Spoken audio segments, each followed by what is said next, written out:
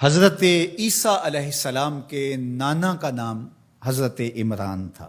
حضرت عمران کے ہاں اولاد نہیں تھی، ان کی زوجہ حضرت حنا سلام اللہ علیہا پیغمبروں کا خاندان ہے، پیغمبروں کی صحبت ہے، تو وہ بھی صبر شکر کر کے اللہ کی رضا پہ راضی تھی۔ گھر کے صحن کے اندر دوپہر کے وقت چارپائی بچھائے ایک درخت کے نیچے قیلولہ کرنے لگی تو ایک منظر دیکھا کہ درخت پر ایک چڑیا نے گھونسلہ ڈالا ہوا تھا اور اس نے بچے دیے ہوئے تھے۔ وہ کہیں سے اڑ کے جا کے دانہ اٹھا کے لاتی اور بچہ چونچ کھولتا اور ماں اس کی چونچ میں دانہ ڈال دی۔ چڑیا کے بچے کے ساتھ چڑیا کی محبت کو دیکھا تو حضرت حنا کا دل چوٹ کھا گیا اور بارگاہ عزدی میں عرض کی، مالک تو نے جانوروں کو بھی بچے دیے ہیں اور وہ ان سے پیار کر رہے ہیں، تیرے دربار میں کیا کمی ہے اگر تو مجھے اولاد عطا کر دے۔ دل چوٹ کھا گیا، دل کی اتھاہ گہرائیوں سے دعا نکلی، عرش تک جا پہنچی۔ اللہ نے حضرت حنا کو کرم نوازیوں سے مولا مال کر دیا۔ حضرت حنا نے کہا، اے اللہ جو میرے بطن میں ہے میں تیرے گھر کے لیے اس کو وقف کرتی ہوں۔ جب ولادت کے لمحے آئے تو حضرت حنا زوجہ عمران نے بیٹی کو جنم دیا تو پریشان ہو گئیں کہ مالک یہ تو بیٹی ہے، میں نے تو اس کو مسجد اقصیٰ کے لیے وقف کیا ہے اور وہاں سارے مرد ہیں، ایک لڑکی جب جوان ہوگی تو اس کو وہاں کیسے چھوڑ سکوں گی، منت میری کیسے پوری ہوگی۔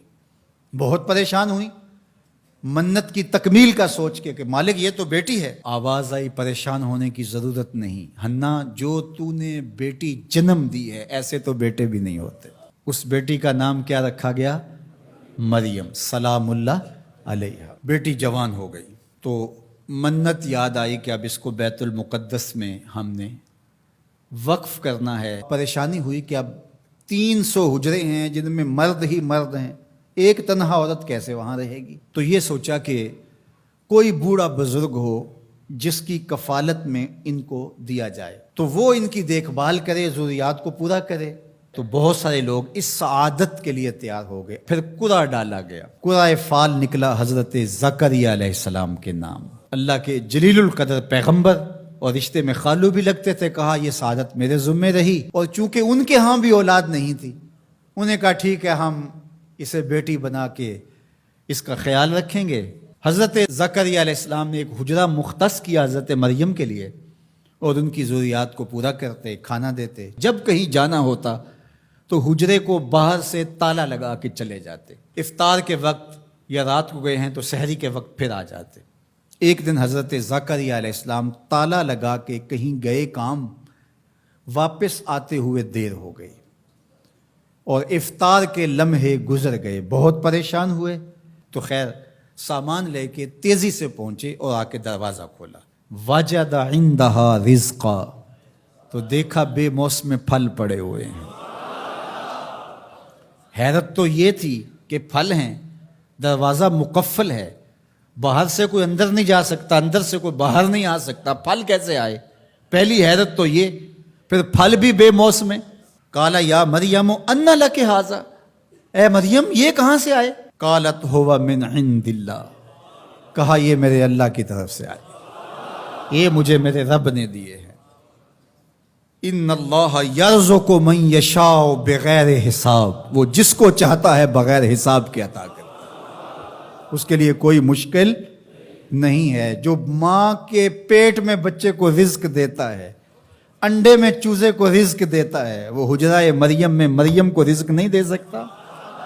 اب حضرت زکریا علیہ السلام کا ذکر آپ نے سنا کہ ان کے ہاں اولاد نہیں تھی، اور عمر کتنی ہو گئی تھی؟ 120 سال، اور آپ کی زوجہ کی عمر 100 سال ہوگی، تو اب تو امید بھی ختم ہو گئی اولاد کی۔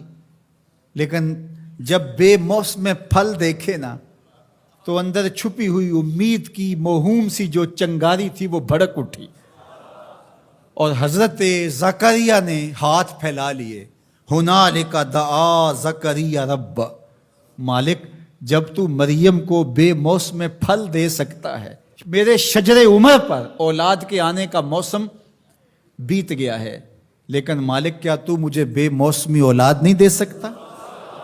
حضرت زکریا وہیں کھڑے ہو کے دعا مانگنے لگے.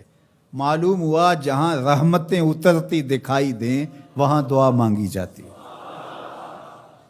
ہم جب اللہ والوں کی قربت میں جا کے اللہ سے دعا مانگتے ہیں تو کچھ لوگ معترض ہوتے ہیں کہ اللہ تو ہر جگہ موجود ہے، یہاں کیوں مانگ رہے ہو؟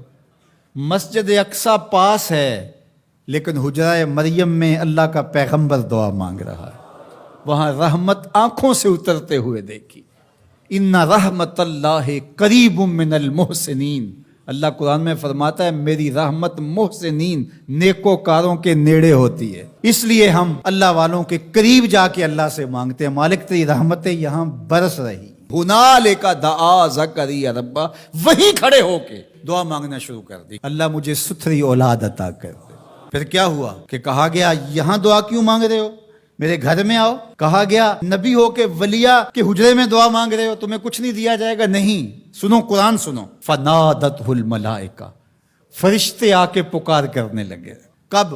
وَهُوَ قَائِمٌ يُصَلِّي فِي الْمِحْرَابِ، وہ حجرے میں کھڑے ابھی دعائیں مانگ ہی رہے تھے. فرشتوں نے آ کے ندا دی، کیا؟ ان اللہ یبشرک بیحییٰ، اے زکریا تمہیں مبارک ہو، ہم تمہیں یحییٰ عطا فرمائیں گے.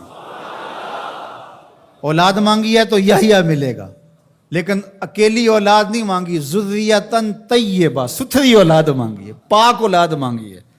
تو مصدقاً بکلمۃ من اللہ وسیداً وحصوراً ونبیاً من الصالحین، جو بیٹا دینے والے ہیں وہ کلمت اللہ کی تصدیق کرنے والا ہوگا، سردار ہوگا، عورتوں سے الگ رہنے والا ہوگا اور پیغمبر ہوگا، صالحین سے نبی ہوگا، یہ شانوں کا مالک ہوگا. فوراً دعا قبول ہو گئی. یہ ہے کرامت سیدہ